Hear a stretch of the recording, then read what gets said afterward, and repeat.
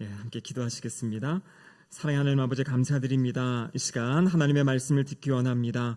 성령 하나님 이곳 가운데 친히 임재하여 주시고 각 심령 가운데 말씀하여 주시옵소서. 하나님 말씀이 들려질 때 우리의 심령이 살아나게 하시고 생명을 얻게 하시고 또 새로운 마음으로 새로운 심령으로 우리의 삶의 자리를 살아갈 수 있는 은혜가 임하게 하여 주시옵소서. 설교자 입술을 주장하시사 하나님의 말씀이 온전히 선포되도록 역사하여 주시옵소서. 예수님의 이름으로 기도드립니다. 아멘. 한 주간 잘 지내셨습니까? 우리 성도님들의 삶의 자리에 언제나 하나님의 사랑과 또 크신 은혜가 가득하시기를 주님의 이름으로 축복합니다. 오늘은 예수님이 들려주신 이야기로 설교를 시작하려고 합니다. 성경에 보니까요, 한 부자가 있었습니다. 원래 부유한 사람이었는데요, 그 해에 그 밭에 아주 유난히 소출이 많았던 것 같습니다. 이 부자는 계산할 수 있는 사람이어서요, 이 많은 것을 내 창고에다 둘 수 없겠다, 더 큰 창고를 지어야겠다. 그래서 창고를 짓고요, 그곳에 자신이 거두어들인 그 수많은 곡식들을 이제 거두어 둔 것입니다. 그러면서 자기를 그 모습을 보고 이제 뿌듯했겠죠. 그러면서 이제 자신의 영혼에게 이렇게 이야기하는 거예요. 내 영혼아, 여러 해 쓸 물건을 많이 쌓아두었으니 평안히 쉬고 먹고 마시고 즐거워하자. 여러분, 이 모습을 봤을 때 아마 주변 사람들은 이 사람을 부러워했을 것입니다. 복받은 사람이다, 이렇게 생각했을 것이에요. 그런데 그날 밤에 하나님이 그를 부르십니다. 하나님이 그에게 이렇게 말씀하시는 거죠. 어리석은 자여, 오늘 밤에 내 영혼을 도로 찾으리니 그러면 내가 준비한 것이 누구의 것이 되겠느냐. 하나님이 그를 부르시니까요, 평생 모아오고 쌓아온 그 모든 것 다 다른 사람에게 주고 다른 사람에게 남기고 떠나는 그러한 인생이 된 것입니다. 여러분, 부자에게 무엇이 없었습니까? 부자에게는요, 재물이 있었고요, 곡식이 있었고요, 생각이 있었고 자기 나름의 계획이 있었습니다. 하지만 부자가 없었던 것은 하나님을 경외하는 마음이 없었고, 자신의 것이 워낙 많다 보니까 하나님을 의뢰하는 마음도 없고요, 그리고 이웃을 향해 펼칠 그 손이 없었던 그러한 모습입니다. 사람들은 그를 향해 복받았다, 부자라 이야기하지만 하나님은 그를 향해 뭐라고 말씀하십니까? 어리석은 자다, 이렇게 말씀하세요. 오늘 말씀의 제목이 누가 복 있는 자인가? 오늘 시편 112편의 말씀은 바로 하나님이 말씀하시는 누가 진정한 복된 자인가에 대해서 우리에게 말씀해 주십니다. 오늘 본문의 말씀을 통해서 하나님이 말씀하시는 복된 자가, 복 있는 자가 누구인지, 무엇보다도 우리가 바로 그 복 있는 사람인 것을 발견하시는 은혜의 시간 되시기를 바랍니다. 여러분, 첫 번째로 복 있는 자는 어떤 자냐면요, 바로 여호와를 경외하는 자예요. 오늘 본문 1절의 말씀해 보시면 이렇게 기록되어 있죠. 할렐루야, 여호와를 경외하며 그의 계명을 크게 즐거워하는 자는 복이 있도다, 이렇게 이야기합니다. 여호와를 경외하며 그의 계명을 즐거워하는 자, 그 사람이 복이 있다. 여러분, 여기 경외한다라는 것은 이제 두려워하는 거죠. 하지만 여기서 말하는 두려움은 하나님이 무서워서 하나님 앞에 벌벌 떠는 어떤 그러한 두려움을 이야기하는 것은 아닙니다.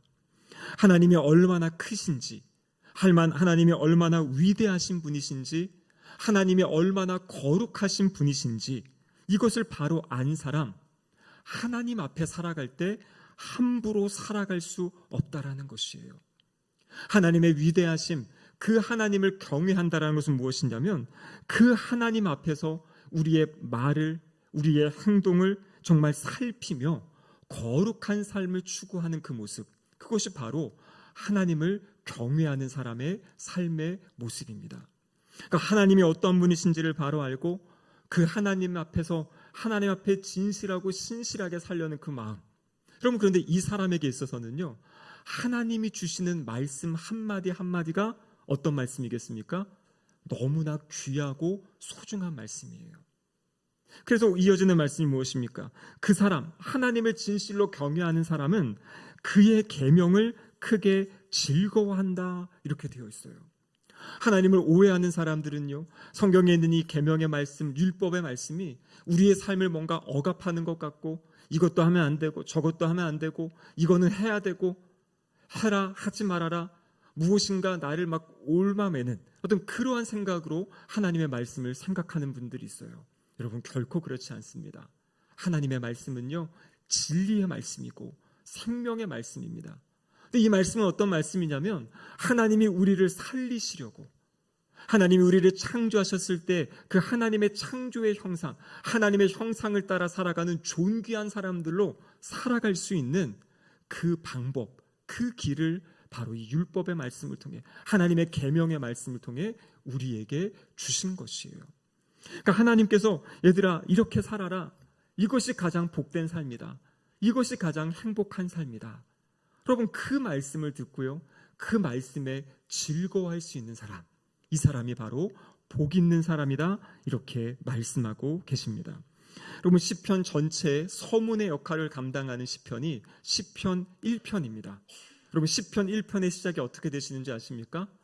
복 있는 사람은, 그러면서 악인의 꾀를 쫓지 않고 죄인의 길에 서지 아니하고 오만한 자리에 앉지 아니한다. 그래서 복 있는 사람의 모습을 이야기하죠. 근데 그 복 있는 사람은 어떤 사람입니까? 여호와의 율법을 즐거워하여 그의 율법을 주야로 묵상하는 자로다. 여러분, 이것은요, 이 율법을 묵상할 수 있다는 것은 특권 중에 특권이에요. 이 세상을 창조하시고 이 세상을 다스리시는 그 하나님의 마음을 알 수 있고요, 그 하나님의 뜻을 알 수 있고 하나님의 방향을 알 수 있는 그 말씀을 누구에게 주신 겁니까? 바로 하나님의 자녀들에게 주신 거잖아요. 여러분, 그래서 말씀을 읽고 묵상한다라는 것은 이건 어떤 의무로 하는 것이 아니라 하나님 우리에게 주신 그 특권, 세상 사람들이 알지 못하는 그 너무나 존귀하고 소중한 그 하나님의 말씀, 그 말씀을 우리가 들을 수 있고 읽을 수 있고 묵상할 수 있다. 이것은 바로 특권을 누리며 살아가는 것이에요. 여기 계신 우리 모든 성도님들, 예수님을 구세주와 주님으로 영접하시고 하나님의 자녀가 되셨잖아요. 하나님을 경외하기 때문에 이 주일 오전에 다른 곳에 있지 아니하시고 이곳에 나와 하나님을 예배하며 또 하나님의 임재하심을 사모하고 계시잖아요. 여러분, 이것이 바로 복 있는 사람의 삶이다라는 것이에요. 우리는 더 이상 무슨 복을 받기 위해 사는 것이 아니라 이미 복 받은 사람으로서 주님이 주신 그 복을 누리며 살아가는 삶. 여러분, 이것이 바로 저와 우리 여러분 성도님들의, 하나님의 자녀들의 삶의 모습인 줄로 믿습니다. 여러분, 이어지는 이 시편 112편 2절과 3절에 보면 이렇게 말씀이 기록되어 있습니다. 그의 후손이 땅에서 강성하며 정직한 자들의 후손에게 복이 있으리로다. 부와 재물이 그의 집에 있으며 그의 공의가 영구히 서 있으리로다. 복 있는 사람의 삶의 자리에 어떤 열매가 나타나는가?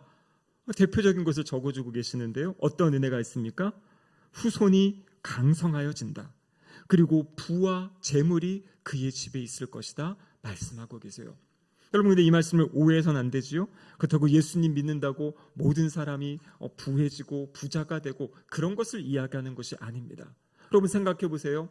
하나님을 경외하는 마음이 있고요, 하나님의 말씀을 사랑하고 사모하고 그 말씀을 따라 살아간다. 그때 우리가 어떻게 살아가겠습니까? 오늘 본문에 나와 있는 것처럼 정직하게 살아가는 것이에요. 진실하게 살아가고요, 신실하게 살아가고 충성되게 살아갑니다. 여러분, 그렇게 살면요, 우리의 삶의 자리에 그 하나님을 경외하며 살아가는 그 자리, 여러분, 그 자리에 당연히 아름다운 열매와 결실이 있다는 것은 당연하지 않겠습니까?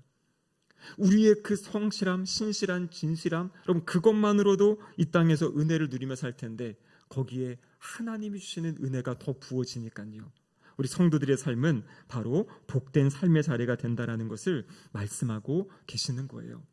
여러분, 이 땅에서의 재물은요, 있다가도 없고 없다가도 있는 것이 재물이잖아요. 저도 이제 사역을 하면서 많은 성도님들을 만나 뵀는데 어떤 분들 같은 경우에는 너무나 힘들고 어려운 삶을 사시다가 이제 조금 여유가 있다, 이런 분도 계시고요. 어떤 분은 정말 화려한 삶을 사시다가 지금 너무나 힘들고 어려운 삶을 사신다는 분도 계십니다. 각자 다 인생의 여정에 다양한 삶의 자리를 살아가게 되죠. 근데 여러분, 오늘 본문 3절 하반절에 보면 그의 공의가 영구히 선다 이렇게 되어 있어요. 마지막까지 흔들리지 않고 영구히 서는 것, 특별히 오늘 말씀에 보면 하나님이 기억하신다, 영원히 기억된다라는 것이 있습니다. 그것이 무엇이냐면요, 바로 여기서 말하는 의라는 것이에요. 의. 이 의는 히브리어로 제데카라는 그러한 단어인데요, 바로 하나님을 경외하기 때문에 삶의 자리에서 이웃을 사랑하고 섬기고 헌신하는 삶, 여러분, 다른 사람을 세워주고 헌신한 그 삶, 그 의, 그것은 바로 하나님 앞에 영원히 선다 이렇게 말씀하고 계세요. 그러니까 무슨 말이냐면 우리는 이 땅에 유한한 것을 바라보고 유한한 것을 목적으로 살아가는 사람이 아니라 영원히 남을 것이 무엇인지 알고 그것에 우리의 삶을 들이며 살아가는 삶, 여러분, 이것이 바로 하나님 앞에서 복 있는 삶, 복된 삶이다라는 것입니다. 그렇기 때문에 우리는 언제나 기억할 수 있어야 됩니다. 나는 나의 삶을 통해서 무엇을 남기고 있는가? 그리고 우리 모두는 누군가에게 그 남기는 사람이거든요. 우리의 자녀들에게 그것을 남길 수도 있고요, 삶의 자리에 만나는 이웃에게 우리의 인상을 남길 수도 있고, 또 우리 교회 안에서는 우리의 다음 세대들에게 그 은혜를 또 남길 수가 있는 거죠. 무엇인가 남깁니다. 어떤 분들은 좋은 선한 영향력을 남기시는 분도 있고요, 어떤 분들은 부정적인 영향력을 남기시는 분도 계세요. 그런데 우리가 소망하는 것은 무엇입니까? 좋은 것들, 아름다운 것들을 남기는 것 아니겠습니까? 여러분, 우리의 다음 세대에게 남겨줄 최고의 유산이 무엇이겠습니까? 여러분, 재물은 아까 말씀드린 대로 있다가도 없고 없다가도 있어요. 많이 남겨준다고 해서 자녀들이 잘 사는 것도 아니고요, 제일 중요한 것은 무엇입니까? 그들에게 바로 이 믿음의 유산, 신앙의 유산을 남겨주는 것이에요. 어떻게 남겨주는 것입니까? 내가 하나님을 경외하며 살아가는 그 모습, 내가 하나님의 말씀을 사모하며 살아가는 그 모습, 내가 하나님의 말씀을 읽고 묵상하고 그 말씀의 은혜를 함께 나누고 전하는, 여러분, 그 은혜의 모습들을 우리의 자손들에게, 후손들에게 남겨주는 것이에요. 여러분, 교회 안에도 이 분위기라는 것이 있고요, 교회 안에 유산들이 있습니다. 제가 우리 신길동 교회 와보니까요, 여러분, 우리나라에 이 60년이 넘은 교회가 그렇게 많지는 않아요. 교회들이 처음에 생겼다가 중간에 어떤 일이 있어서 없어지기도 하고요, 교회가 합병해서 사라지기도 하고, 64년 동안 이렇게 교회가 이 자리를 지키며 이곳에서 예배드린다는 것은 진짜 하나님의 특별한 은혜이고, 또 우리 믿음의 선배님들의 아주 엄청난 헌신과 수고가 있기 때문에 우리 신길동 교회가 지금 이 자리에 이렇게 있는 거잖아요. 그래서 제가 와보니까 우리 교회 안에 정말 아름다운 전통들, 또 아름다운 신앙의 유산들이 참 많이 있는 것 같아요. 그래서 우리가 이제 해야 될 것이 무엇입니까? 우리의 신앙의 선배님들이 남겨주신 그것들을 이어받으면서 또 앞으로 우리 다음 세대들에게 물려줄 것이 있어야 되잖아요. 그것이 무엇이겠습니까? 하나님의 말씀을 읽고 묵상하고 하나님의 말씀을 사랑하는 그 모습. 여러분, 그래서 그 모습을 내가 먼저 살고 누리고 즐기고, 그리고 우리의 다음 세대가 그렇게 살아갈 수 있도록, 그래서 내가 잘하는 것이, 내가 나를 잘 다스리고 관리하는 것이 다른 사람들에게, 또 후손들에게 귀한 유산이 될 수 있다는 것을 기억하시기를 바랍니다. 제가 부임하면서부터 이제 큐티 사역, 작년에 이제 큐티 세미나도 여러 차례 하고, 또 우리 제자 훈련을 하면서도 계속 큐티를 이야기하는데, 아직 이 정착되기에는 시간이 많이 좀 먼 것 같아요. 이게 분위기거든요. 그래서 많은 분들이 동참하고 함께 하면요, 새가족 분들이 오셔도요, 다들 큐티하고 있으면은요, 아, 큐티는 그냥 신앙생활에 하는 거구나 하고 자연스럽게 됩니다. 근데 신앙생활을 오래 했어도 이것을 처음 하게 되면은, 아, 이거는 낯선 것 같고 어려운 것 같고, 근데 여러분, 이게 시간이 필요해요. 앞으로 3년, 4년, 5년 시간이 지나면서 성도님들이 언제나 큐티책을 가지고 다니시고 구역 예배 때나 이 모임 때마다 읽고 나누는 모습을 보면요, 그 보는 것 자체가 모든 성도님들에게 그게 이제 유산이 되는 거죠. 아, 저렇게 하나님의 말씀을 즐거워해야 되는 거구나, 말씀 따라 살아가는 거구나 라는 그 은혜, 그것을 많이 누리시는, 복을 누리는 우리 성도님들 되시기를 축복합니다. 여러분, 두 번째로 복 있는 사람은 어떤 사람이냐면 흑암 속에서도 하나님을 의뢰하는 자예요. 오늘 본문 4절에 보면 이렇게 기록되어 있죠. 4절 말씀 같이 한번 읽어보겠습니다. 정직한 자들에게는 흑암 중에 빛이 일어나나니 그는 자비롭고 긍휼이 많으며 의로운 이로다. 여러분, 여기 보면 정직한 자, 앞에서 이야기한 그 여호와를 경외하는 이 복이 있는 사람이거든요. 근데 이 사람의 삶에 뭐라고 이야기합니까? 흑암 중에 빛이 일어난다. 그러니까 하나님을 잘 예배하고 신실하게 산다고 해서 우리의 삶에 어려움이 없고 흑암이 없는 것이 아니라는 것이에요. 하나님을 믿고 의지하는 그 걸음 가운데서도 사망의 음침한 골짜기를 걸어가는 그러한 시기도 있다라는 것을 말씀하세요. 근데 여러분, 여기 놀라운 약속의 말씀이 있습니다.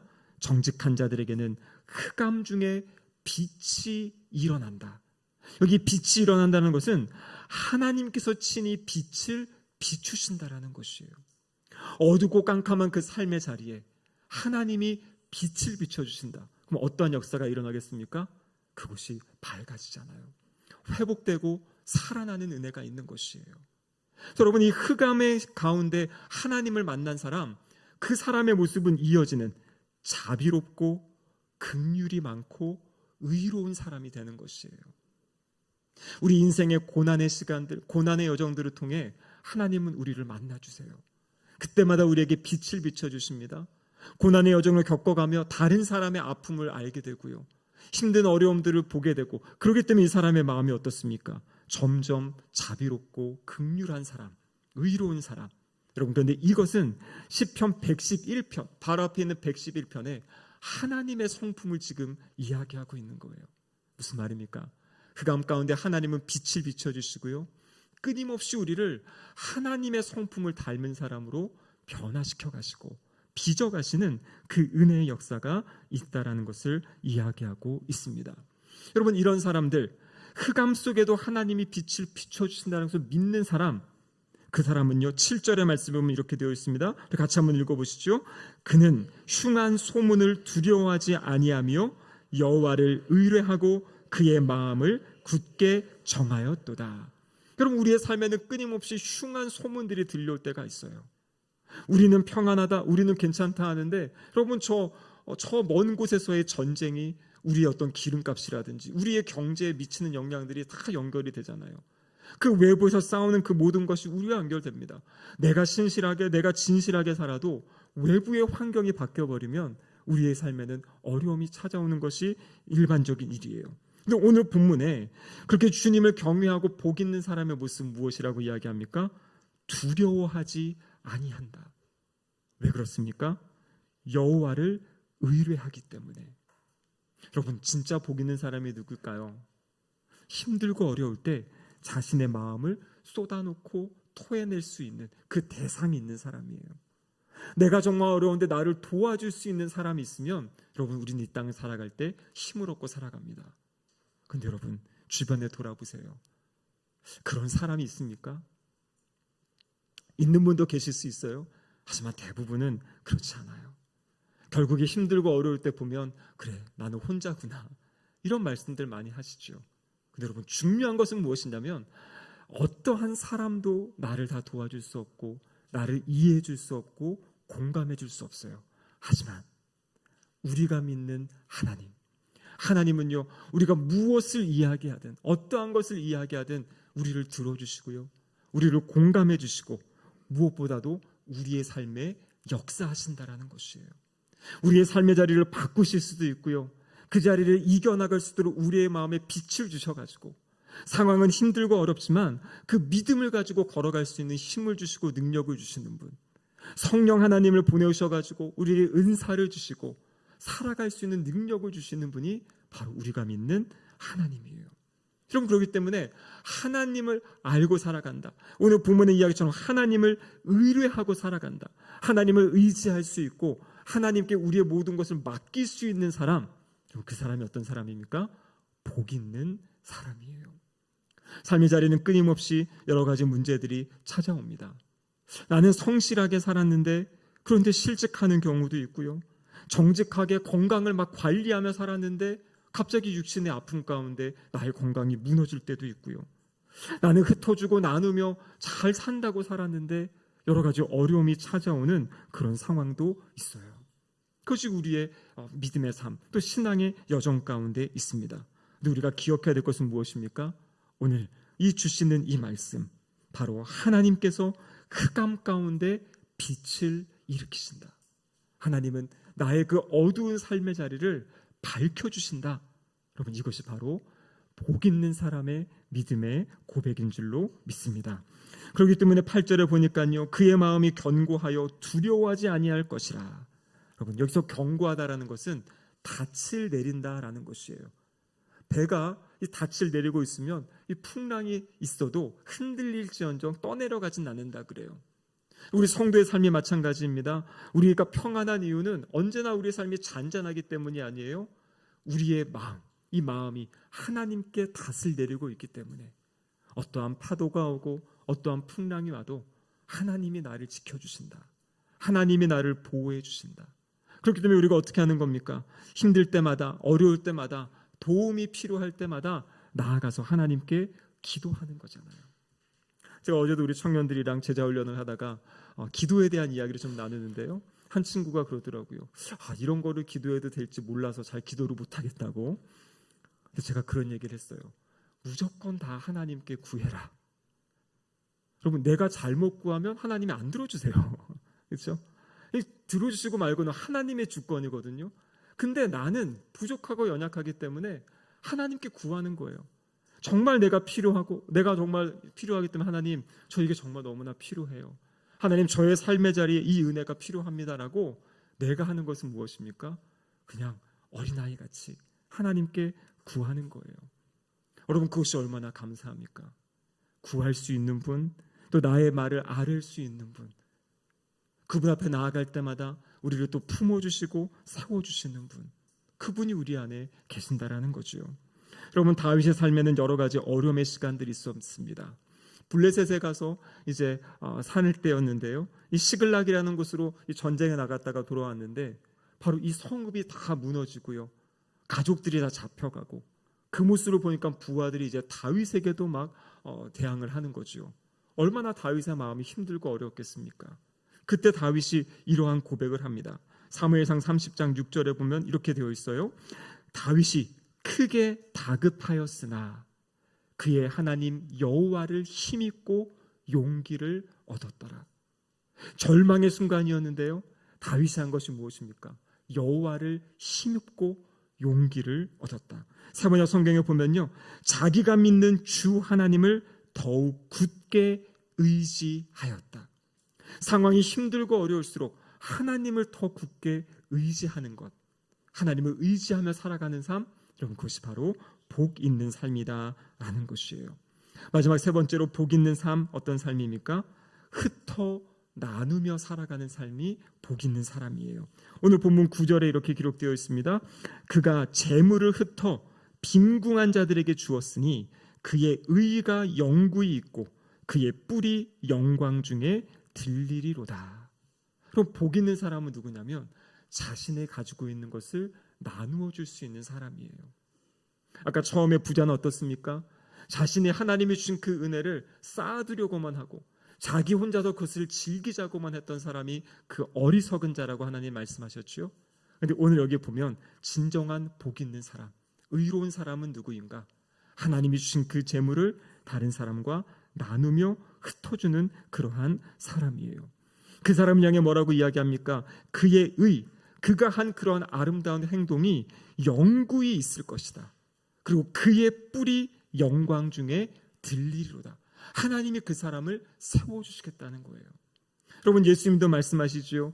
이 땅의 보물을 이 땅에 쌓아두지 말아라. 그리고 하늘에 쌓아두어라. 그렇게 말씀하시죠. 하늘에 쌓는 방법이 무엇입니까? 이웃을 섬기고 하나님 나라를 위해 살아가는 그 삶. 여러분, 그것이 바로 복 있는 삶이다라고 말씀하고 계십니다. 여러분, 성경에서 말하는 복은 세상 사람들이 말하는 복이랑 달라요. 세상 사람들은 통장의 잔고에 얼마의 돈이 있는지, 어떤 집을 가지고 있는지 이것을 보고서 복 있다, 복 없다 이야기합니다. 하지만 여러분, 오늘 주님이 주신 이 말씀은 무엇입니까? 진정으로 복 있는 사람은 바로 하나님을 경외하며 하나님의 말씀을 즐거워하는 사람, 이 사람이 바로 복 있는 사람이에요. 하나님이 주신 것을 가지고 이웃과 나누며 살아갈 수 있는 사람, 하나님만을 의지하며 신뢰할 수 있는 그 마음을 가지고 살아가는 사람이 복 있는 사람이다라고 우리 주님이 말씀하고 계십니다. 제가 보니까요, 여기 계신 모든 분들은 이렇게 살아가고 계시잖아요. 그럼 우리는 누구입니까? 복 받은 사람이에요. 그럼 그렇기 때문에 이제는 어떻게 사는 것이냐면, 이제는 이 복을 누리며 살아가시기를 바랍니다. 하나님을 예배하고 섬기는 것은 의무가 아니라 특권이에요. 특권을 마음껏 누리시고요, 주변의 사람들에게 나눔의 기쁨을 경험하시고, 내가 그를 섬김으로 그가 살아나고 일어나는 것을 보며 하나님께 영광 돌리는 이런 복 있는 행복한 삶 살아가시는 우리 모든 성도님들 되시기를 주님의 이름으로 축복합니다. 아멘. 기도하시겠습니다. 하나님 아버지, 감사드립니다. 참된 복, 진정한 복이 무엇인지 말씀하여 주심에 감사드립니다. 세상의 가치관과 생각으로 휩싸여 있는 저희들의 마음, 하나님 말씀으로 다시 밝혀주셔서 우리가 이미 하나님을 예배하고 섬기는 복을 얻었고, 이 복을 누리며 이 복을 전하며 살아가는 믿음의 사람들 되게 하여 주시옵소서. 예수님의 이름으로 기도드립니다. 아멘.